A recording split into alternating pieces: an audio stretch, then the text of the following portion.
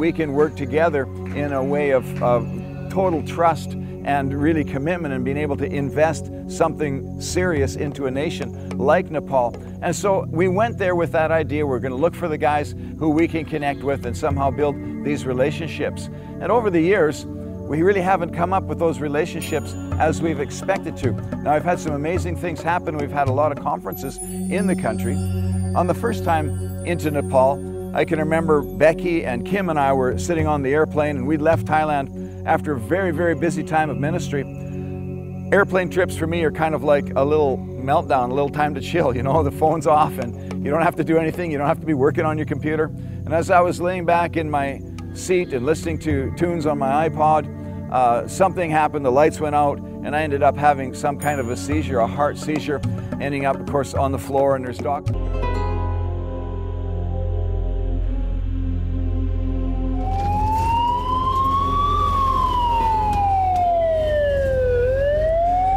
Yeah, we took with a very small team for a first trip. I had my daughter Becky and then Kim, our CONTINUUM magazine producer, with me. We didn't really know what to expect. And so when we're sitting on the plane there, and I'm just relaxing, then the pain starts to come. And Dad was leaning over in his chair, and he had his hands over his face like this. And I thought it was a bit odd, but really what I thought he was doing, I thought he was praying. And at that point, I reached over to call Becky, and my hand got as far as her leg, and it was on her leg, and I passed out. While I was sleeping, I just kind of felt Dad lightly put his hand on my lap, and I just thought, oh, that's really sweet, you know. And at one point, Pastor Al, actually, he leans back beside me again. I think, well, he's fine now, whatever, you know, but then he leans right back. Then I noticed that he had beads of sweat on the back of his neck, and his shirt was just like the back of his shirt was wet. And she says, "Dad, are you okay?" And he kind of lifted his head up and he said, "No." That's what caught my attention. So I asked him right away, I said, "Should I get a doctor?" And he said, "Yes." So I jumped out of my seat and grabbed the first stewardess that I could find, and I said, "My dad's really sick, he needs a doctor." And they made an announcement, if there's any doctors on the plane, could they please come to the front, we have an emergency.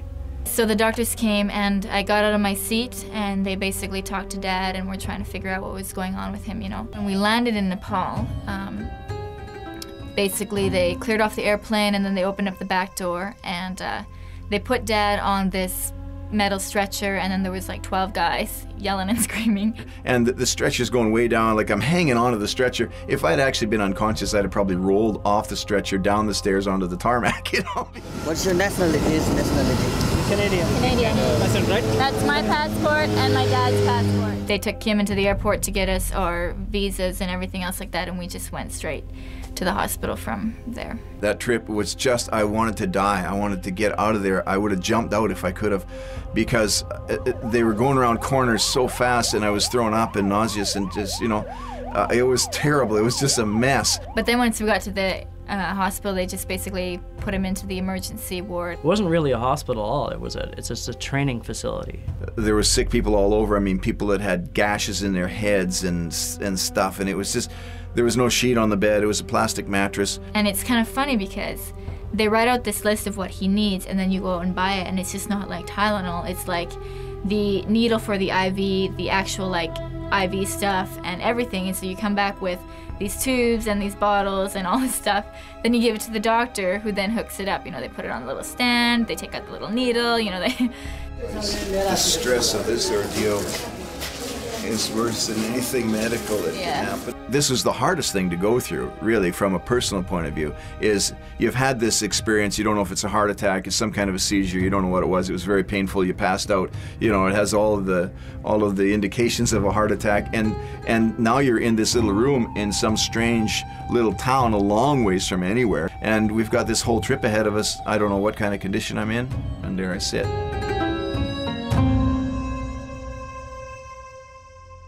We headed up to this little village where we were ministered, and I remember when I ministered at that conference, Becky would come and get me from the little guest room where I was staying. I'd get up off the bed and hobble up to this conference room and sit on a chair and preach to these guys about the amazing church planting vision that we've seen produce so much fruit across the nations of Asia. We really love this praise and worship, having a great time here, getting to know these people. And it's awesome to get to know people in the context of worshiping God together. It's a quick way to build a good relationship with somebody, is to begin to pray together.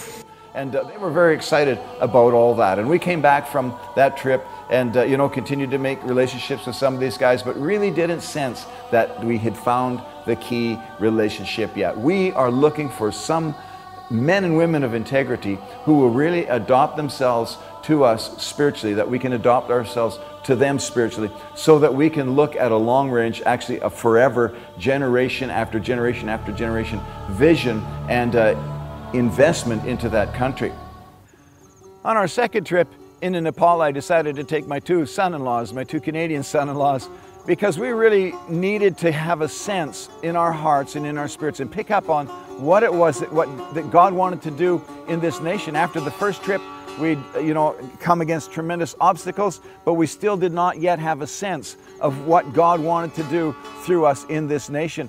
This is our second trip to Nepal, and what's going to happen is that we begin to form the relationships and the bonds that need to come together in order for us to become a great church planting organization in this nation. The key to our ministry is building these relationships, the family relationship. We call it the apostolic relationship, where we actually begin to have that operation like a family, where the dependency and the support, the encouragement is always there. And then we can help each other go through the challenges that meet us at every level of growth. So what we see here is the foundations that we're laying today in this trip are very, very important, because this is a second level kind of relationship that's being formed here. As I took the two boys in there, we had a tremendous time of ministry. Again, another leadership conference, and people were blessed and encouraged and mobilized into their ministries.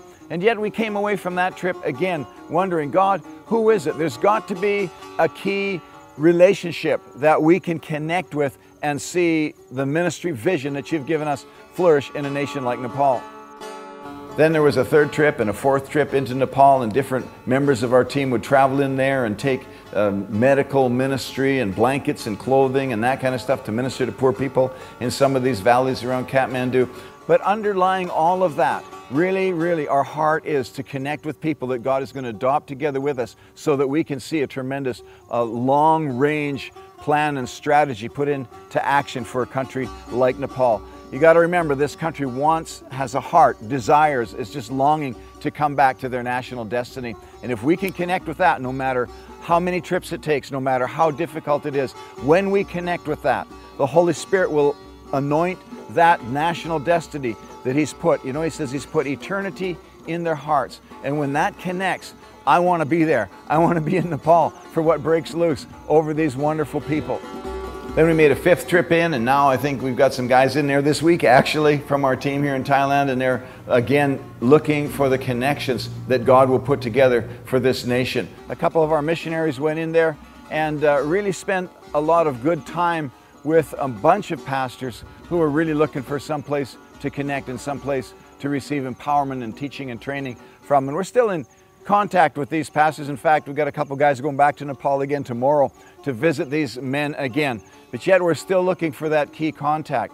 And we've got another man and his wife that we've invited to come out of Nepal to come to Thailand, because we've really sensed at this time, as we've given, God and given the people in Nepal, the leaders in Nepal, every opportunity for us to be able to connect with that vision or to connect visions with them. Yet nothing has really come to the forefront. And another good strategy that's worked in many of our Asian nations is to bring young men and women from the nation into Thailand, to train them in the model ministry that we have going on here, so that they can really catch the vision, catch a different mindset and so on. A lot of times that's the problem. There's some great guys in Nepal, but they're stuck in a mindset that they're not able to break out of just by having somebody come in there and do a conference. Sometimes you've got to take them out of that situation, just like God does with us so many times, and put us into a new place where we can receive new thoughts, new plans and new strategies from the Holy Spirit, and God will speak to us. And we're believing that as we look and search out and really invite this wonderful couple that we've connected with to come to Thailand and be trained in the ministry here, that we're going to see a great man and woman of God raise up with a new vision and a new purpose for that country. You see, we're talking about finding the key that opens a door that's been shut for centuries, and we've got to find that key. The lock may be a little rusty, but we've got to keep working on it, keep pushing.